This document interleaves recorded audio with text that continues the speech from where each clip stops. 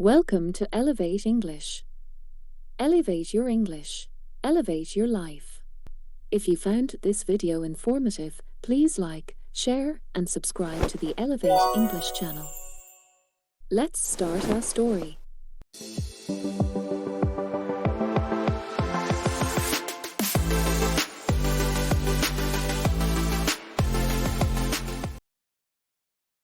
The Last Letter.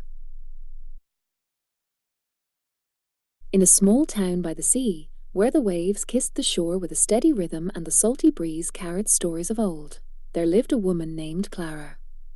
She ran a cozy little bookstore, tucked away on a quiet street, with shelves full of forgotten novels, weathered maps, and journals. The scent of aged paper and coffee filled the air, making it the perfect haven for those who sought solace between the pages of a book. Clara's life had always been simple, just her, the bookstore, and the occasional visitor who needed a good story. But behind her gentle demeanor and warm smile, she carried a weight that only a few knew about. Years ago, when she was young and full of hope, she had fallen in love with a man named Elijah.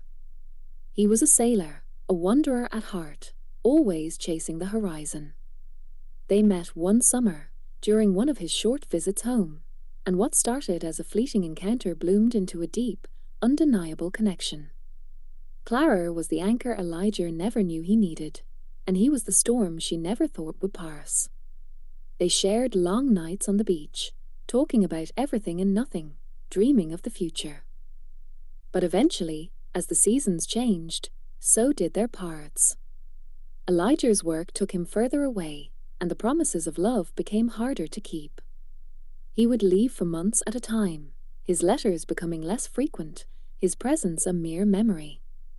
One day, he sailed off without a word, and Clara was left with only a heart full of questions and a stack of unopened letters. Years passed, and Clara's life continued without him. She poured herself into her bookstore, filling her days with books that could offer her the stories she longed to experience. But no matter how many pages she turned, none could replace the silence that had come with his absence. She never married, never found another love. Elijah was the one, and he was gone. Then, on a stormy evening, nearly a decade after his departure, a letter arrived. It was addressed to her, written in a familiar, though faded, handwriting. Her hands trembled as she opened it, her heart racing with a mixture of hope and dread. My dearest Clara, if you're reading this, then time has passed, and perhaps you've wondered where I've gone. I've been lost, in many ways, but never far from the memory of you. I've sailed across the seas, seen lands that didn't feel like home, but no place has ever been as beautiful as your smile, as comforting as the sound of your voice. I'm not asking for forgiveness, nor do I expect anything in return. I simply wanted you to know that you were the love of my life, the one I never truly said goodbye to. If you still care for me, if you're still waiting for me, I'll come back. But if you've moved on, if you've found someone else to share your life with, then I'll understand. I only wish for your happiness, whatever path you choose. Yours, forever and always, Elijah. Clara stood frozen in the dim light of her bookstore, the rain tapping against the windows like the rhythm of her own heartbeat. The letter was everything she had wanted to hear and everything she feared at the same time. She closed her eyes, breathing in the smell of the paper, the ink, the salt of the sea she had longed for. But what now? Could she forgive him? Could she still love a man who had disappeared without a trace, without even a final goodbye? The answer didn't come right away. Instead, she found herself walking to the shoreline, the place where she and Elijah had once dreamed of a future together. The waves crashed against the rocks, and the wind tugged at her hair as she stood there, alone, listening to the ocean's endless lullaby. As the days passed, Clara struggled with her feelings. She couldn't deny that she had missed him, his laughter, his warmth, the way he made her feel like the world was full of possibilities. But she had moved on, in a sense. She had built a life without him, and though it wasn't the life she had once imagined, it was hers. And yet, there was a part of her that still wondered, what if? What if he had come back sooner? What if they could pick up where they left off, without the years of silence between them? One evening, Clara sat in her bookstore, a cup of tea in hand, the letter resting on the counter beside her. She had made her decision. She would write back. Elijah, I've spent years wondering where you went, wondering if you still remembered me. But the truth is, I never really stopped thinking about you. You were my first love, and I carry you with me every day. But I also carry the life I've built in your absence, and that's something I can't just set aside.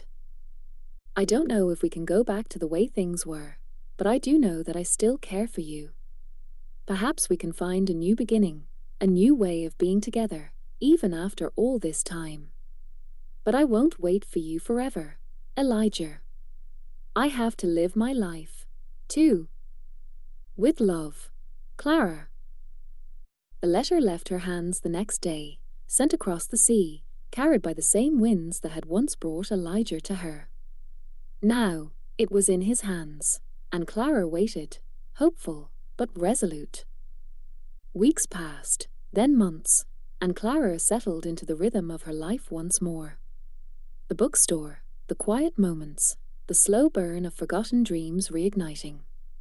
Then, on a crisp autumn morning, as the leaves danced around the edges of the street, another letter arrived.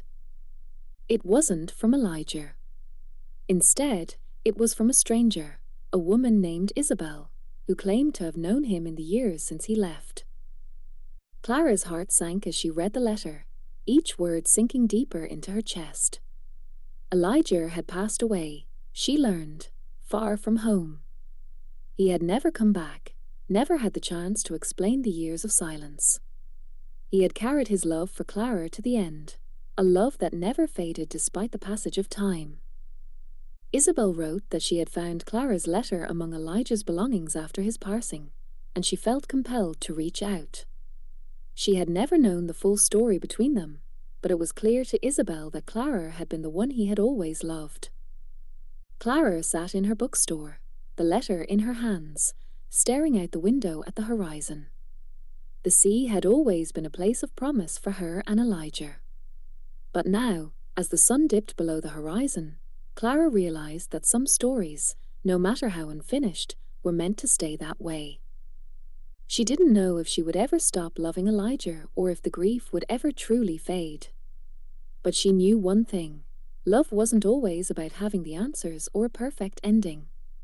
Sometimes, it was just about knowing that someone, somewhere, had loved you with all their heart, even if you could never be with them again. And for Clara, that was enough.